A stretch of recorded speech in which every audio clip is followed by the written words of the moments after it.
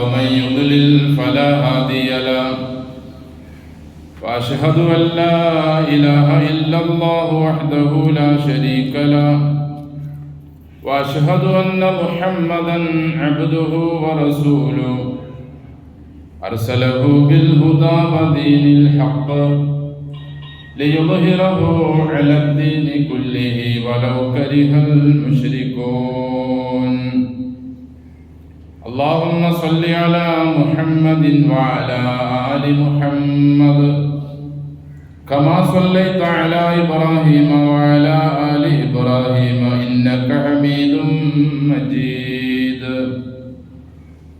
اللهم بارك على محمد وعلى آل محمد كما باركت على إبراهيم وعلى آل إبراهيم في العالمين إنك حميد مجيد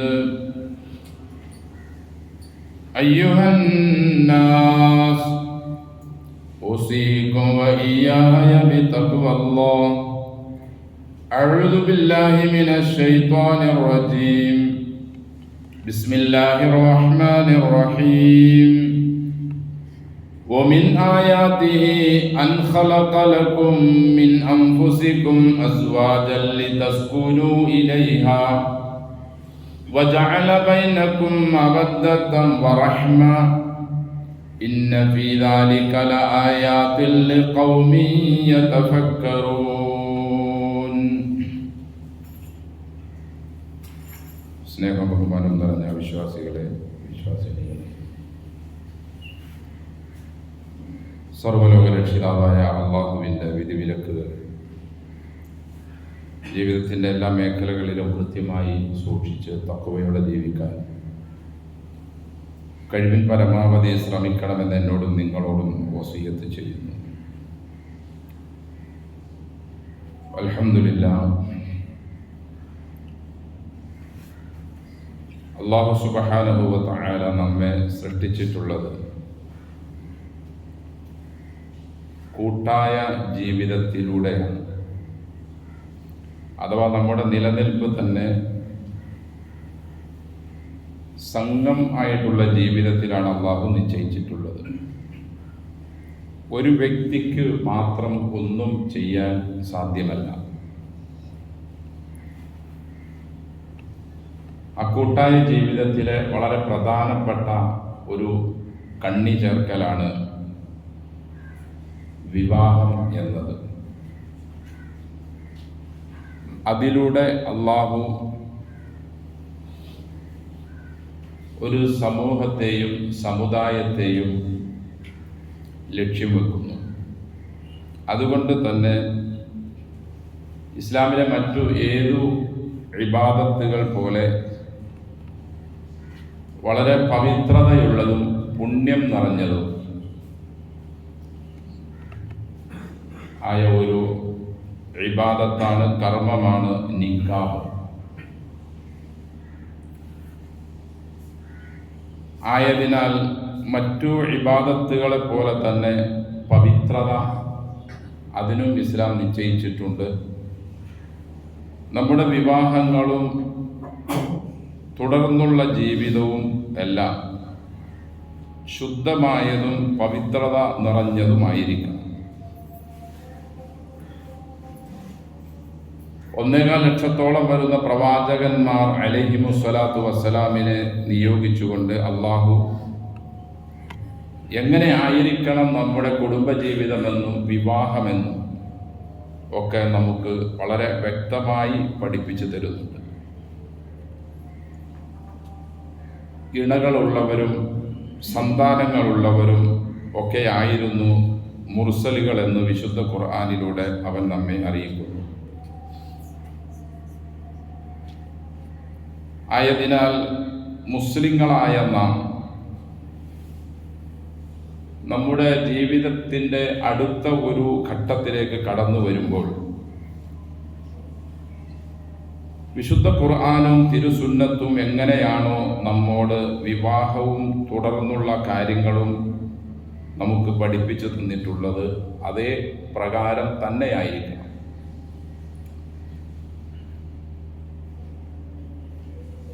പക്ഷെ ഇന്ന് ബഹുഭൂരിഭാഗം വിവാഹങ്ങളും വിശുദ്ധ ഖുർആന് തിരുസുന്നത്ത് എന്ന് മാത്രമല്ല, നാട്ടുനടപ്പിനും വിരുദ്ധമായി കൊണ്ടുള്ള ഒരു തരം ഉത്സവങ്ങളായി മാറിയ ഒരു ലോകത്താണ് നാം ജീവിക്കുന്നത്. തിരുമേനി സല്ലല്ലാഹു അലൈഹി വസല്ലമയുടെ സ്വഹാബ കിറാമിൽ പല ആളുകളും വിവാഹം കഴിച്ചത് പോലും തിരുമേനി അറിഞ്ഞിരുന്നില്ല. ഒരിക്കലൊരു സഹാബിയുടെ വസ്ത്രത്തിൽ അത്തറിന്റെ അടയാളം കണ്ടപ്പോൾ റസൂൽ സല്ലല്ലാഹു അലൈഹി വസല്ലം അദ്ദേഹത്തോട് ചോദിച്ചു, ഇതെന്താ? അദ്ദേഹം പറഞ്ഞു, നബിയെ സല്ലല്ലാഹു അലൈഹി വസല്ലം, ഞാൻ ഇന്നലെ വിവാഹിതനായി. അവരുടെ ജീവനേക്കാൾ അവർ സ്നേഹിക്കുന്ന, അവർക്ക് ദീൻ കാര്യങ്ങൾ പഠിപ്പിച്ചു കൊടുക്കുന്ന അള്ളാഹുവിൻ്റെ റസൂൽ സല്ലല്ലാഹു അലൈഹി വസല്ലമ പോലും ആ സ്വഹാബി വിവാഹം കഴിച്ചത് അറിഞ്ഞില്ല എന്ന് പറയുമ്പോൾ അവർ എത്ര ചെറിയ നിലയിലാണ് നിക്കാഹിനെയും വിവാഹത്തേക്ക് അവർ കണ്ടിരുന്നതും നടത്തിയിരുന്നതും. എന്നിട്ട് അദ്ദേഹത്തോട് നബി തങ്ങൾ പറഞ്ഞു സല്ലല്ലാഹു അലൈഹി വസല്ലം, ഔലിം വലൗ ബിശാത്തി, ഒരു ആടെങ്കിലും മറുത്ത് സൽക്കരിക്കും. അപ്പൊ സ്വഹാബികൾ റളിയല്ലാഹു അൻഹും അവർ ഈ വിവാഹത്തെ നാം ഇന്ന് കാണുന്നത് പോലെ ഒരു ഉത്സവമായോ ഒരു പൂരമായോ അവർ കണ്ടിരുന്നില്ല. തുടർന്ന് പല ഘട്ടങ്ങളിലും വിവാഹത്തെ പറ്റി പറഞ്ഞ കൂട്ടത്തിൽ നബി സല്ലല്ലാഹു അലൈഹി വസല്ലം അതിര് കടക്കുന്ന ചില രീതികൾ കണ്ടപ്പോൾ പറഞ്ഞു, അഅ്ളമുൻ നിക്കാഹി ബറക്കത്തൻ ഐസറുഹാ മുഅ്മിന, നിക്കാഹിൽ വച്ച് ഏറ്റവും ബറക്കത്തുള്ള നിക്കാഹ് ഏറ്റവും ചെലവ് ചുരുങ്ങിയ നിക്കാഹിനായിരിക്കും. ഏറ്റവും ചെലവ് ചുരുങ്ങിയ നിക്കാഹാണ് ഏറ്റവും കൂടുതൽ ബറക്കത്തുള്ളത് എന്ന് പഠിപ്പിക്കപ്പെട്ട ഒരു മതത്തിൻ്റെ അനുയായികളായ നമ്മളെല്ലാവരും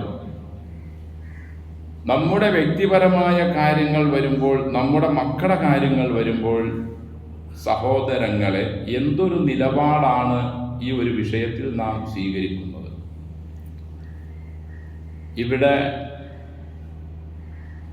ഇന്ന സംഘടന എന്നോ ഇന്ന പ്രസ്ഥാനം എന്നോ വേർതിരിവില്ലാതെ തന്നെ ഇങ്ങനെയുള്ള കാര്യങ്ങളെല്ലാം എല്ലാവരും ഒന്നിനേക്കാൾ മത്സരിക്കുന്ന നിലപാടാണ് വെച്ചു പുലർത്തുന്നത്.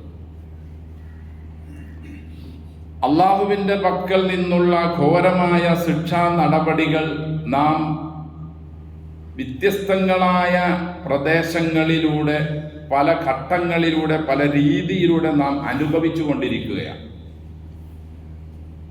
മഹാപാപങ്ങളിൽ പെട്ടത് തന്നെയാണ് ഇസ്ലാം ധൂർത്തിനെ എണ്ണുന്നത്. വിശുദ്ധ ഖുർആനിൽ പല ഭാഗത്തും നമുക്ക് കാണാൻ കഴിയും,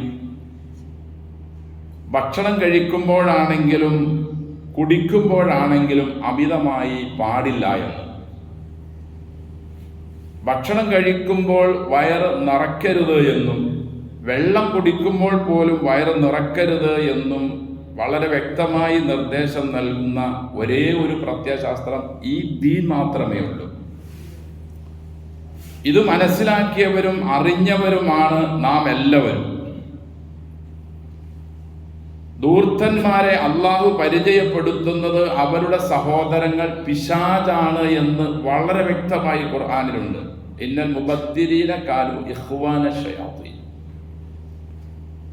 വസ്ത്രം ധരിക്കുമ്പോഴും വീട് നിർമ്മിക്കുമ്പോൾ പോലും ധൂർത്ത് പാടില്ലെന്നും ധൂർത്തായ നിലയിൽ ആരത് ചെയ്താൽ നാളെ ഖിയാമത്ത് നാളിൽ അവനത് ഏറ്റേണ്ടി വരുമെന്നുമൊക്കെ ഹദീസുകളിൽ വളരെ വ്യക്തമായി കാണാൻ കഴിയും. അൽ ഫുർഖാൻ അധ്യായത്തിലൂടെ വിശ്വാസികളുടെ പരമകാരുണ്യവാനായ അള്ളാഹുവിൻ്റെ ദാസന്മാരുടെ അടയാളങ്ങൾ എണ്ണുന്ന കൂട്ടത്തിൽ വല്ലദീന ഇദാ അൻഫഖൂ, അള്ളാഹു പറയുന്നു, അവർ ചെലവഴിച്ചാൽ ലം യുസ്രിഫു വലം യഖ്തുറു വകാന ബൈന ദാലിക ഖവാമ, വലാ തജഅൽ യദക മഗ്ലൂലതൻ ഇലാ ഉനുഖിക വലാ തബ്സുതുഹ കുല്ലൽ ബസ്തി. വിശുദ്ധ ഖുർആൻ. അമിതമായി ചെലവഴിക്കരുതെന്നും അത് ഗുരുതരമായ തെറ്റാണെന്നും നിങ്ങളുടെ മുൻഗാമികളെ അള്ളാഹു ശിക്ഷിക്കാൻ മാത്രം പാകത്തിനുള്ള വലിയ തെറ്റിൽപ്പെട്ടതാണെന്നും അള്ളാഹു നമ്മെ ഉണർത്തുന്നു. അൽ ഖസസ് അധ്യായത്തിൽ അള്ളാഹു പറഞ്ഞു, വകം അഹ്ലക്നാ മിൻ ഖറിയത്തിൻ ബത്തിറത്തു മഈശതഹ. ജീവിത സുഖത്തിൽ മതിമറന്ന് ജീവിച്ച എത്രയോ നാടുകളെയാണ് നാം നശിപ്പിച്ചു കളഞ്ഞത്. ഒരു നാടല്ല. വകം അഹ്ലക്നാ മിൻ ഖറിയത്തിൻ ബത്തിറത്തു മഈശതഹ. ജീവിത വിഭവങ്ങളിൽ മതിമറന്ന് ജീവിച്ചവർ. അങ്ങനെയുള്ള ഒരുപാട് നാട്ടുകാരെ നാം നശിപ്പിച്ചു കളഞ്ഞു എന്ന് അല്ലാഹു പറയുന്നു. ഫത്തിൽക, നിങ്ങൾ പോയി നോക്ക്, മസാക്കിനും, ആ കാണുന്നതെല്ലാം അവരുടെ വീടുകളാണ്. ലം തുസ്കം മിൻ ബഅദി, അതിനുശേഷം ഒരു മനുഷ്യനും അവിടെ താമസിച്ചിട്ടില്ല. ആ നിലയിലാക്കി കളഞ്ഞു. ഇത് ശിർക്ക് ചെയ്തവന്റെ തെറ്റല്ല പറഞ്ഞത്, അവന്റെ ശിക്ഷയല്ല ഈ പറഞ്ഞത്. വ്യഭിചരിച്ചവന്റെ ശിക്ഷയല്ല ഈ പറഞ്ഞത്. കള്ളു കുടിച്ചവന്റെയും പെണ്ണു പിടിച്ചവന്റെയും പലിശക്കാരന്റെയും കളവ് പറഞ്ഞവന്റെ ശിക്ഷയല്ല ഈ പറഞ്ഞത്. ധൂർത്തന്മാരായ നിലയിൽ ജീവിച്ച, അത് ഏതെല്ലാം നിലയിൽ ധൂർത്തുണ്ടോ അവരുടെ എല്ലാവരുടെയും ശിക്ഷയാണ് അള്ളാഹു ഈ പറഞ്ഞത്. എൻ്റെ സഹോദരങ്ങളെ, നമ്മുടെ നാടുകളിലും പരിസര നാടുകളിലും ഒക്കെ ഓരോ പ്രശ്നങ്ങൾ ഉണ്ടാകുമ്പോൾ ഇതിൻ്റെയൊക്കെ പേരിലാണ് നാം ശിക്ഷിക്കപ്പെട്ടുകൊണ്ടിരിക്കുന്നതെന്ന് എന്തുകൊണ്ട് നാം മനസ്സിലാക്കുന്നില്ല? എന്തുകൊണ്ട് നാം വിനയാന്വിതരാകുന്നില്ല? നമുക്ക് കുറച്ച് സമ്പത്തുണ്ടായി, അത് നമുക്ക് തോന്നിയതുപോലെ ചെലവഴിക്കാനാണോ അള്ളാഹു നമുക്ക് സമ്പത്ത് നൽകിയത്? ലിയബ്ലുവക്കും അയ്യുക്കും അഹ്സനു അമല, നിങ്ങളിൽ നിന്നും ആരാണ് കർമ്മങ്ങൾ നല്ല നിലയിലായി ജീവിക്കുന്നവരെന്ന് അറിയുന്നതിന് വേണ്ടിയാണ് അള്ളാഹു നിങ്ങൾക്ക് സമ്പത്ത് നൽകിയത്, അള്ളാഹു നിങ്ങൾക്ക് സമ്പത്ത് നൽകാത്തത്, നിങ്ങൾക്ക് ആരോഗ്യം നൽകുന്നത്, നിങ്ങൾക്ക് രോഗം നൽകുന്നത്. ഇതെല്ലാം പരീക്ഷണമാണ്. നീ എങ്ങനെ സമ്പാദിച്ചു എന്നും എങ്ങനെ ചെലവഴിച്ചു എന്നുമൊക്കെ കൃത്യമായി ചോദ്യം ചോദിക്കുകയും അതിന് മറുപടി ലഭിക്കുകയും ചെയ്യാതെ കാൽ അനക്കാൻ അള്ളാഹു സമ്മതിക്കില്ലെന്ന് ഹദീസിൽ കാണാം. മറിയം അധ്യായത്തിൽ കാണാം, വകം അഹ്ലക്നാ മിൻ ഖർനിൻ ഹും അഹ്സനു അസാസൻ വരിയ. എത്രയെത്രയോ സ്ഥാനങ്ങളിലിരുന്ന ആളുകളും സാധന സാമഗ്രികൾ വീടുകളിൽ നിറച്ചുണ്ടായിരുന്ന ആളുകളെയുമാണ് നാം നശിപ്പിച്ചു കളഞ്ഞത്. അവരുടെ ഒരു പൊടി പോലും ഇന്ന് കാണാനില്ല. നമ്മുടെ സമുദായത്തിൽ വളർന്നു വന്നിട്ടുള്ള ധൂർത്ത് ഇതര സമുദായങ്ങളെക്കാൾ 100 ഇരട്ടി അധികമാണ്. നമ്മെ കണ്ടാണ് മറ്റു മനുഷ്യർ എങ്ങനെയാണ് ജീവിക്കേണ്ടതെന്ന് പഠിക്കേണ്ടത്. പക്ഷെ നമ്മെ കണ്ട് എത്ര ആളുകൾ അവർക്ക് പഠനം ഏതെല്ലാം മേഖലകളിൽ അവർക്ക് കിട്ടുന്നുണ്ട്? ഒരു മേഖലകളിലും നമ്മിൽ മാതൃകയില്ല എന്നതാണ് കൃത്യമായ സത്യം. അതുകൊണ്ട് തന്നെയാണ് വിവാഹം കഴിഞ്ഞ് അന്ന് രാത്രി മുതൽ അല്ലെങ്കിൽ ഒരാഴ്ച 2 ആഴ്ച കഴിയുമ്പോഴേക്കും മിക്ക വിവാഹങ്ങളിലും പൊട്ടിച്ചീറ്റലുകളും പ്രശ്നങ്ങളും ഉടലെടുക്കുകയും ലോകമാകെ വിളിച്ച് ആർഭാടപൂർവം പൂരം നടത്തി നിക്കാഹ് ചെയ്തു കൊടുത്ത കല്യാണങ്ങൾ തകർന്ന് തരിപ്പണമായ 100 കണക്കിന് അനുഭവങ്ങളുള്ളത്. വിവാഹം ഏറ്റവും ഉന്നതമായ ഉത്തമമായ ഒരു ഇബാദത്താണെന്നും അത് മസ്ജിദിൽ വച്ചായിരിക്കൽ നല്ലതാണെന്നും ഒക്കെ ഉത്ബോധനം ലഭിച്ച ഒരു സംഘമാണ് നാം. നിങ്ങളെല്ലാവരും ഭരണകർത്താക്കളാണെന്നും നിങ്ങൾ ചെയ്യുന്ന ഓരോ കാര്യത്തെ സംബന്ധിച്ചും നിങ്ങളോട് ചോദ്യം ചെയ്യപ്പെടുമെന്നും ഉത്ബോധനം കിട്ടിയവരാണ് നാം. ഈ സമുദായത്തിന് എന്താണ്, എവിടെയാണ് മാർഗച്യുതി സംഭവിച്ചിട്ടുള്ളത്? നാം നിസ്കരിക്കുന്നു, നോമ്പനുഷ്ഠിക്കുന്നു, ഹജ്ജ് ചെയ്യുന്നു, ഉംറ ചെയ്യുന്നു, ഒരുപാട് കാര്യങ്ങളൊക്കെ പ്രത്യക്ഷത്തിൽ നാം ചെയ്യുന്നുണ്ട്. പക്ഷെ ഇതൊന്നും ജീവനുള്ളതായി മാറുന്നില്ല. നിസ്കാരം കനം തൂങ്ങുന്നതായി മാറുന്നില്ല. നോമ്പ് നമ്മെ നരകത്തിൽ നിന്നും തടഞ്ഞു നിർത്തുന്നതാകുന്നില്ല. നമ്മുടെ സക്കാത്ത് നമ്മുടെ സമ്പത്തിനെ ശുദ്ധീകരിക്കുന്നതാക്കുന്നില്ല.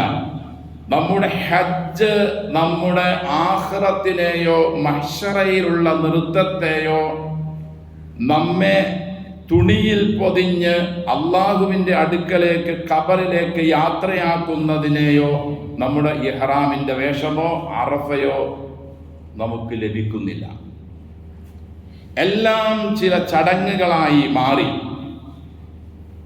ഇന്ന സ്വലാത്ത തൻഹാ അനിൽ ഫഹ്ശാഇ വൽ മുൻകർ, തിന്മകളിൽ നിന്നും നിസ്കാരം തടയുന്നതാവണം എന്ന് അള്ളാഹു പറഞ്ഞത് നമ്മുടെ നിസ്കാരം അങ്ങനെയാകുന്നില്ല. നിസ്കാരത്തിൽ എന്താണ് പറയുന്നതെന്ന് നമുക്ക് തിരിയുന്നില്ല. ഓട്ടോമാറ്റിക്കായിട്ട് ചില കുനിച്ചലുകളും ചില നിവരലുകളും ചില കോപ്രായങ്ങളെല്ലാം നാം കാണിക്കുന്നു എന്നല്ലാതെ അതുകൊണ്ട് ലഭിക്കേണ്ട ഒരു സത്ത നമ്മുടെ ഇബാദത്തുകളിൽ എന്നോ ചോർന്നുപോയി. സ്വഹാബികളും പ്രവാചകന്മാരുമെല്ലാം അവർക്ക് അവരുടെ ഇബാദത്തുകളും പ്രത്യേകിച്ച് അവരുടെ നിസ്കാരമായിരുന്നു അവരെ നന്മയിലേക്ക് മാറ്റിയത്. പൂരക്കുടിയന്മാരും പൂരപ്പിടിയന്മാരും പലിശയിൽ മുങ്ങിക്കുളിച്ചവരും എല്ലാവിധ തോന്യാസം ചെയ്യുന്നവരും ചെറിയ കാര്യത്തിനു വേണ്ടി അടിപിടി കൂടുന്നവരും പരസ്പരം കഴുത്തു വെട്ടുന്നവരുമായിരുന്നു ആ ഒരു ജനത.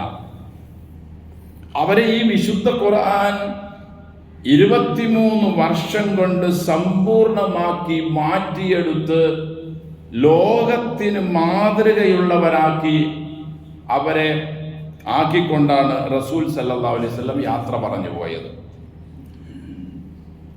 ആടുകളെ മേച്ചുകൊണ്ടിരുന്ന, ഒട്ടകങ്ങളെ മേച്ചുകൊണ്ടിരുന്ന, ഈത്തപ്പന കൃഷി ചെയ്തുകൊണ്ടിരുന്ന ആ വലിയ ബുദ്ധിമാന്മാരൊന്നുമല്ലാത്ത ആ മനുഷ്യരെ ലോകത്തിന് തിളക്കമുള്ളവരാക്കി മാറ്റിയത് അവരുടെ ആത്മാർത്ഥതയായിരുന്നു. വിശുദ്ധ ഖുർആനിലൂടെ അവർക്ക് പഠിപ്പിക്കപ്പെട്ട സംഗതി അവർ യഥാർത്ഥമാണെന്ന് മനസ്സിലാക്കുകയും മരണത്തിന് ശേഷമുള്ള ജീവിതമാണ് ജീവിതമെന്ന് അവർ ഉൾക്കൊള്ളുകയും ചെയ്തിരുന്നു. നിരന്തരം ഖുതുബകളും പ്രഭാഷണങ്ങളും മതപഠന ക്ലാസുകളും ചർച്ചകളും പഠിപ്പിക്കലും പഠിക്കലും ഒക്കെ നമ്മിൽ ഉണ്ടായിട്ടും നമ്മിൽ 100ൽ 99 എൻ്റെ സഹോദരങ്ങളെ ഒരു ചലനം ഇസ്ലാമികമായി ഒരു മേഖലകളിലും കാണുന്നില്ല. വിവാഹമെന്ന പേരിൽ നടത്തപ്പെടുന്ന ചടങ്ങ് അതിന് വിവാഹമെന്ന് പറയാനേ കഴിയില്ല. വിവാഹത്തിന് വേണ്ടി വിളിക്കാൻ വേണ്ടി ഉപയോഗിക്കുന്ന ലെറ്റർ പോലും 100 അല്ല 1000 രൂപയുടെ വിലയുള്ള ലെറ്ററുകളാണ്. എൻ്റെ മകൻ്റെ മകളുടെ വിവാഹം ഇന്ന ദിവസമാണെന്ന് വായിച്ചു നോക്കിയിട്ട് കളയാനുള്ള ഒരു ലെറ്ററിന് പോലും ചെലവഴിക്കുന്നത്. ഒരാൾക്ക് ഉൾക്കൊള്ളാൻ കഴിയാത്ത നിലയിലുള്ള വിഭവങ്ങളാണ് പല നിലയിലുമായി വിളമ്പി വെക്കുന്നത്. താൻ കഴിക്കുന്ന ഭക്ഷണത്തിൽ നിന്നും ഒരു ഇറ്റുപോലും നിലത്ത് വീണാൽ അതെടുത്ത് വൃത്തിയാക്കി കഴിക്കണം എന്ന് പഠിപ്പിക്കപ്പെട്ട മതത്തിന്റെ അനുയായികളിൽ നിന്ന്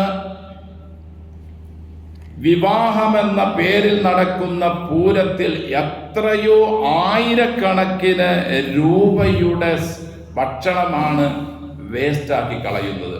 ആരാണ് ഇതിനെല്ലാം സമാധാനം പറയേണ്ടത്? നാമോ അതെയോ വേറെ ആളുകളോ? എന്ന് നാം പാഠം പഠിക്കും? നമ്മിലേക്ക് അള്ളാഹുവിൻ്റെ അത്യാഹിതം വന്ന് ഏറ്റതിന് ശേഷം ഇനി ഞാൻ നന്നായിക്കൊള്ളാം എന്ന് പറഞ്ഞാൽ രണ്ടാമതൊരു ജീവിതം ഇതേപോലെ ഈ ഭൂമിയിൽ ഇനിയില്ലല്ലോ. അതിനുള്ള പാഠങ്ങളല്ലേ അള്ളാഹു ഖുർആനിലൂടെ നമുക്ക് നൽകിയിട്ടുള്ളത്.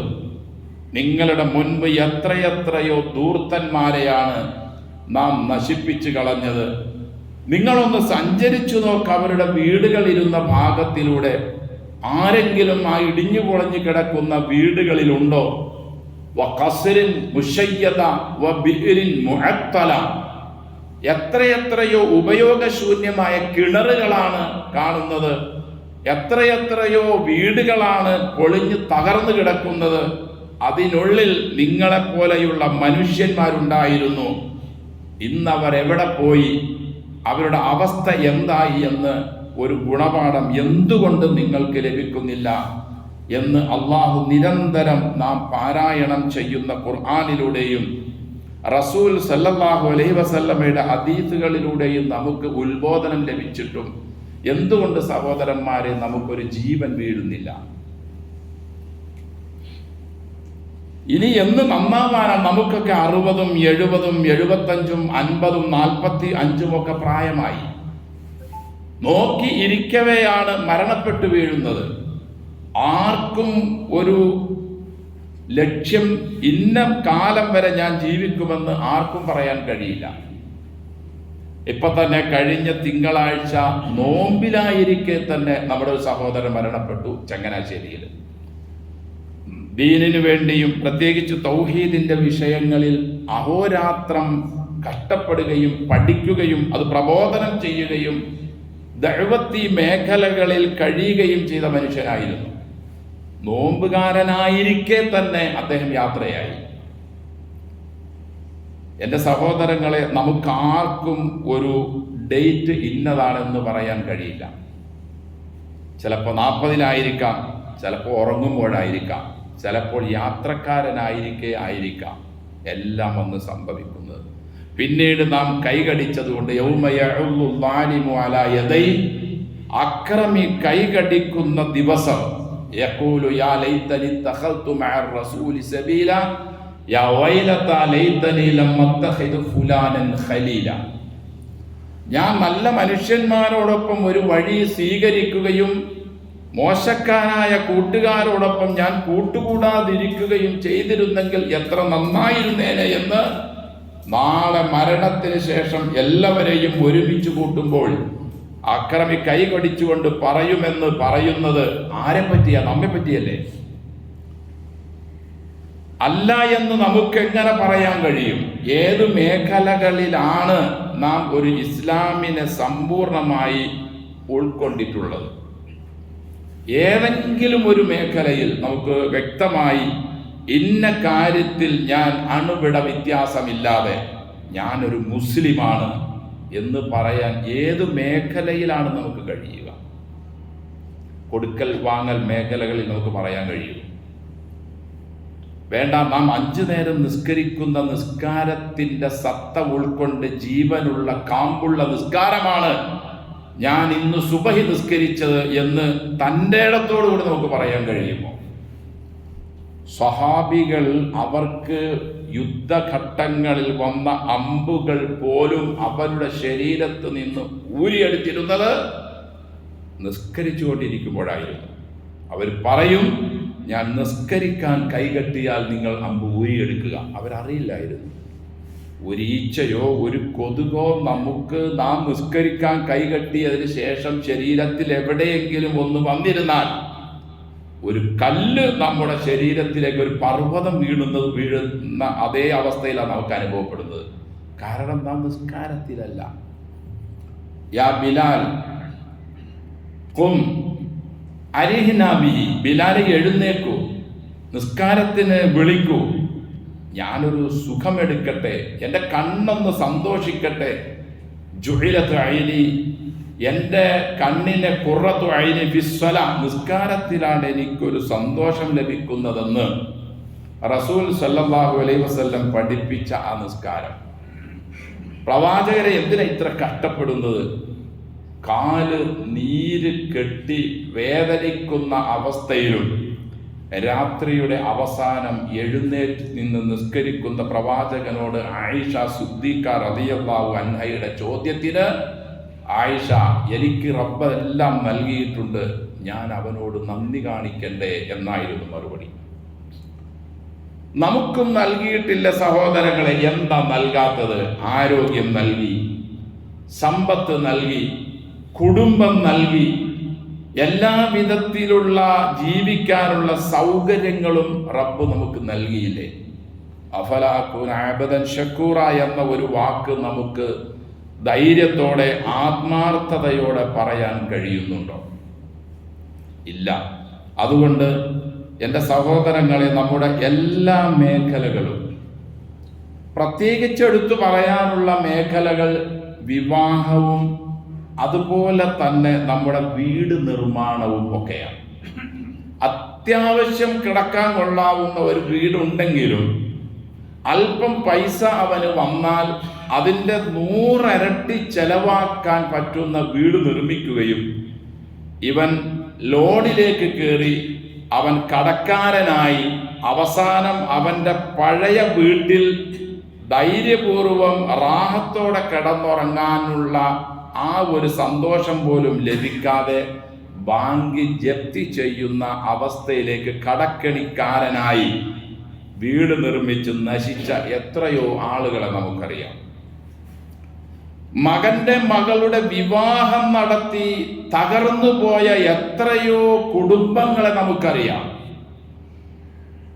തൻ്റെ കയ്യിലുള്ള സമ്പത്തിൽ ഒതുങ്ങി നിന്ന് അതിൻ്റെ താഴെ നിന്ന് നിർവഹിക്കേണ്ടതിന് പകരം പൊങ്ങച്ചവും ആർഭാടവും ആളെ കാണിക്കാനുമുള്ള ആ ത്വരയുടെ പേരിൽ എന്തെല്ലാം വിഷമങ്ങളിലും പ്രയാസങ്ങളിലുമാണ് ഓരോരുത്തരും ചെന്ന് ചാടുന്നത്. എൻ്റെ സഹോദരങ്ങളെ, അള്ളാഹു നമ്മോട് നിർദ്ദേശിച്ചിട്ടുള്ള രീതിയിലല്ല നാം ജീവിക്കുന്നതെങ്കിൽ പല ഭാഗത്തു നിന്നും മുറുകലുകളും പല ഭാഗത്തു നിന്നും പ്രയാസങ്ങളും അള്ളാഹുവിൻ്റെ ഭാഗത്ത് നിന്നുള്ള ശിക്ഷയും നമ്മെ സമൂലമായി പിടിപെടും. വിശുദ്ധ ഖുർആൻ അത് ഓതാനുള്ളതല്ല, അത് ജീവിക്കാനുള്ളതാണ്. ഓതുന്നത് പുണ്യമാണ്. എപ്പോഴാ അത് പുണ്യമാകുന്നത്? അതനുസരിച്ച് ജീവിക്കുന്നവനാകുമ്പോഴാണ്. ഞാനും നിങ്ങളുമൊക്കെ നാളെ മരിച്ച് ഖബറിൽ ചെന്ന് നിന്റെ ഇമാം ഏതെന്ന് നമ്മോടുള്ള ചോദ്യത്തിന് എൻ്റെ ഇമാം ഖുർആനാണ് എന്ന് നമുക്ക് ധൈര്യപൂർവ്വം മറുപടി കൊടുക്കാൻ കഴിയുമോ? എങ്ങനെ കഴിയും? വിശുദ്ധ ഖുർആനിലുണ്ട് കളവ് പറയരുത്, വിശുദ്ധ ഖുർആനിലുണ്ട് പലിശ വാങ്ങരുത്, വിശുദ്ധ ഖുർആനിലുണ്ട് വ്യഭിചരിക്കരുത്, വിശുദ്ധ ഖുർആനിലുണ്ട് ധൂർത്തടിക്കരുത്, വിശുദ്ധ ഖുർആനിലുണ്ട് നിസ്കാരം നിന്നെ നീചനിഷ്ഠ കാര്യങ്ങളിൽ നിന്നും തടയണം, എന്നെ ഓർക്കാൻ വേണ്ടിയും ആയിരിക്കണം. വിശുദ്ധ ഖുർആനിലും ഹദീസിലുമുണ്ട് നോമ്പ് നിന്നെ നരകത്തിൽ നിന്നും തടയുന്നതായിരിക്കണം. എന്നിട്ട് നിന്റെ ജീവിതത്തിൽ ഇതെല്ലാം ഉണ്ടായോ? ഉണ്ടായില്ലെങ്കിൽ പിന്നെ എങ്ങനെ പറയും വൽ ഖുർആനു ഇമാമി എന്ന്?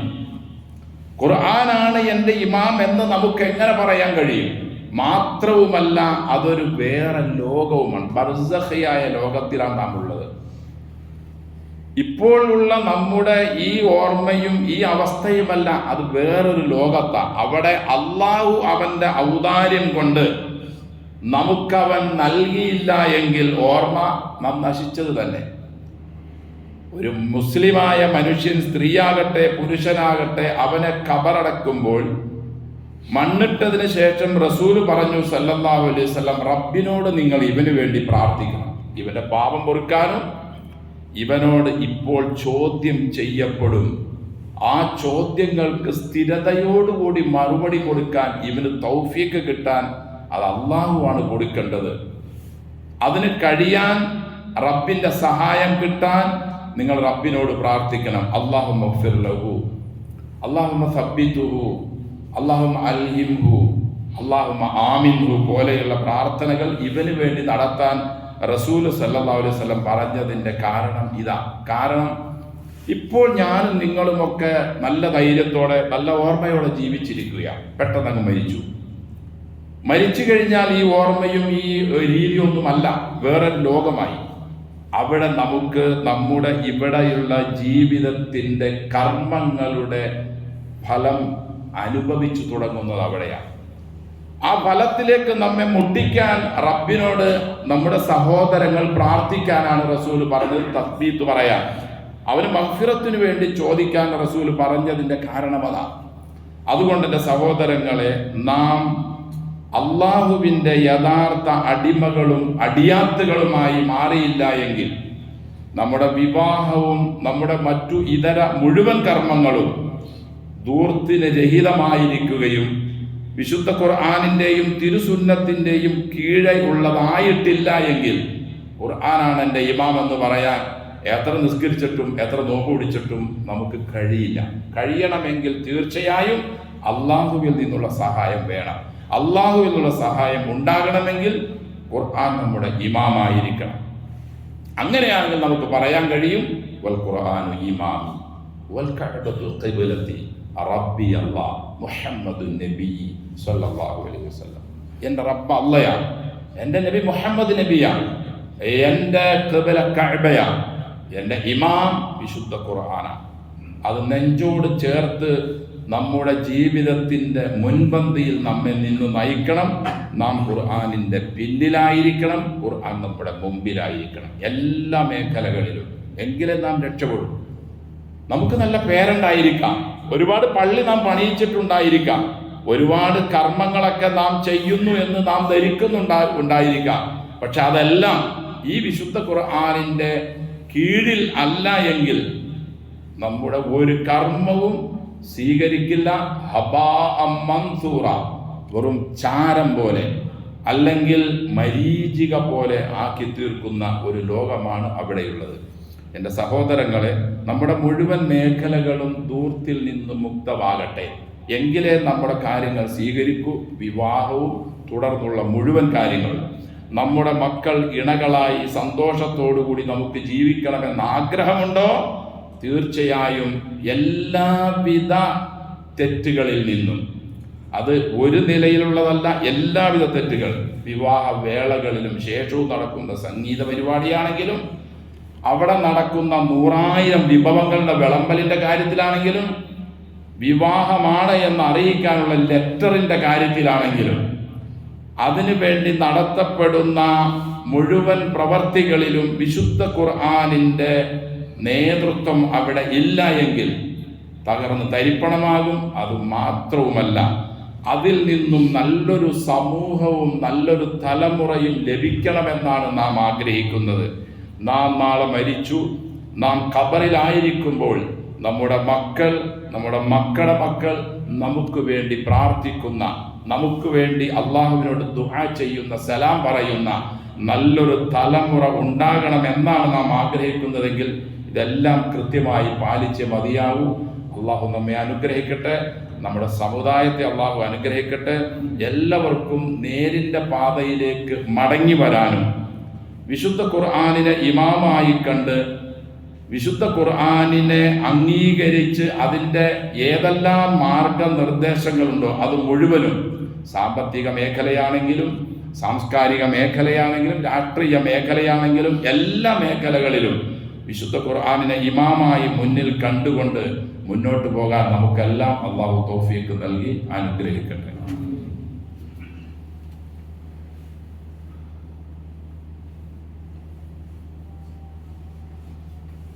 അൽഹംദുലില്ലാഹി നഹ്മദുഹു വനസ്തഈനുഹു വനസ്തഗ്ഫിറുഹു വനസ്തഹ്ദീഹി വനുഅ്മിനു ബിഹി വനതവക്കലു അലൈഹി വനഊദു ബില്ലാഹി മിൻ ശുറൂരി അൻഫുസിനാ വമിൻ സയ്യിആതി അഅ്മാലിനാ من يهده الله فلا مضل له ومن يضلل فلا هادي له أشهد أن لا إله إلا الله وحده لا شريك له وأشهد أن محمدا عبده ورسوله أرسله بالهدى ودين الحق ليظهره على الدين كله ولو كره المشركون. اللهم صل على محمد وعلى آل محمد كما صليت على إبراهيم وعلى آل إبراهيم إنك حميد مجيد.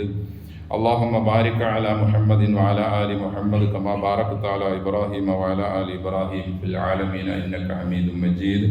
أيها الناس أوصيكم وإياي بتقوى الله. أعوذ بالله من الشيطان الرجيم بسم الله الرحمن الرحيم الذين تتوفاهم الملائكة طيبين يقولون سلام عليكم ادخلوا الجنة بما كنتم تعملون. സ്നേഹവും ബഹുമാനവും നിറഞ്ഞ വിശ്വാസികളെ, സർവ്വലോക രക്ഷിതാവായ അള്ളാഹുവിൻ്റെ വിധിവിലക്കുകൾ ജീവിതത്തിൻ്റെ മുഴുവൻ മേഖലകളിലും കൃത്യമായി സൂക്ഷിച്ച് തഖ്വയോടെ ജീവിക്കാൻ കഴിവിൻ പരമാവധി ശ്രമിക്കണമെന്ന് എന്നോടും നിങ്ങളോടും വസിയത്ത് ചെയ്യുന്നു. അന്നഹൽ അധ്യായത്തിൽ അള്ളാഹു നമ്മെ ഉണർത്തുന്നു, അല്ലദീന തതവഫാഹുമുൽ മലായികതു ത്വയ്യിബീൻ.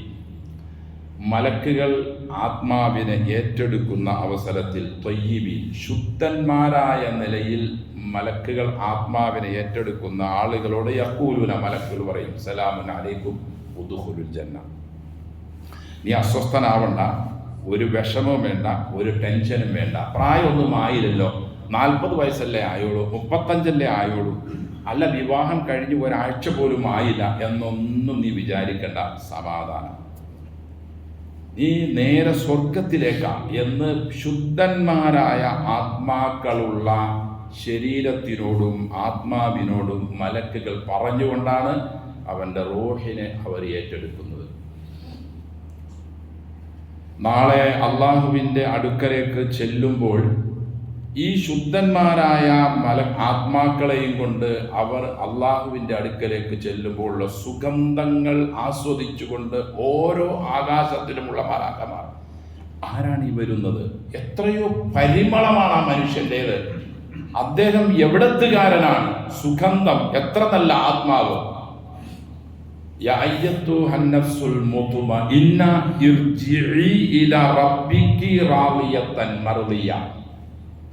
അല്ലയോ ശാന്തതയുള്ള ആത്മാവേ, നമ്മുടെ ആത്മാവ് പോകുമ്പോഴും സഹോദരങ്ങളെ ഇങ്ങനെ മലക്കുകൾ പറയുന്ന രംഗമുണ്ടാവണം.